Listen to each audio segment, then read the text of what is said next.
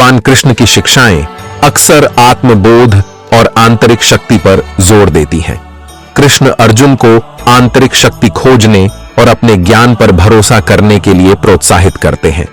इसका उद्देश्य आत्मनिर्भरता विकसित करना, स्वतंत्र रूप से चुनौतियों का सामना करना और आंतरिक शांति की भावना प्राप्त करना है।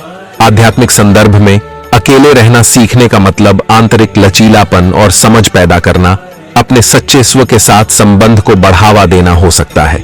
जीवन का सफर अक्सर हमें अकेले ही तय करना पड़ता है।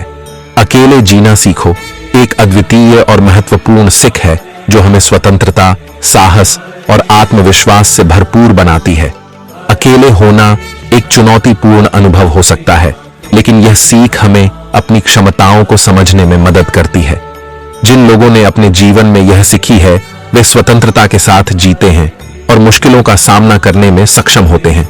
अकेले जीना यह भी सिखाता है कि हमें अपनी ताकत को सही दिशा में उपयोग करना सीखना चाहिए। हर अवस्था में आत्मनिर्भरता से निकलना हमारी स्वाभाविक क्षमता बनती है और यही हमें सफलता की ऊंचाइयों तक पहुंचाता है। जीवन में अकेले होना एक मौका हो सकता है जब हम अपनी सीमाओं को पार करके नए संभावनाओं की ओर बढ़ सकते हैं। ये सीख हमें नए दृष्टिकोण और नए दिशाओं की ओर मोड़ने में मदद करती है, जिससे हम अपने आत्मविकास में सुधार कर सकते हैं। अकेले जीना सीखने का मतलब यह नहीं है कि हमें दूसरों से दूर रहना चाहिए, बल्कि यह है कि हमें अपनी ताकतों को जानना और महसूस करना चाहिए। अपने आत्मनिर्भरता में हम अपने आत्मा को खोजते हैं और अपने सच्चे पोटेंशियल को पहचानते हैं। अकेले जीना सीखना हमें अपनी जिम्मेदारियों का सामना करने में सक्षम बनाता है और हमें अपने लक्ष्यों की प्राप्ति के लिए मेहनत करने की प्रेरणा प्रदान करता है।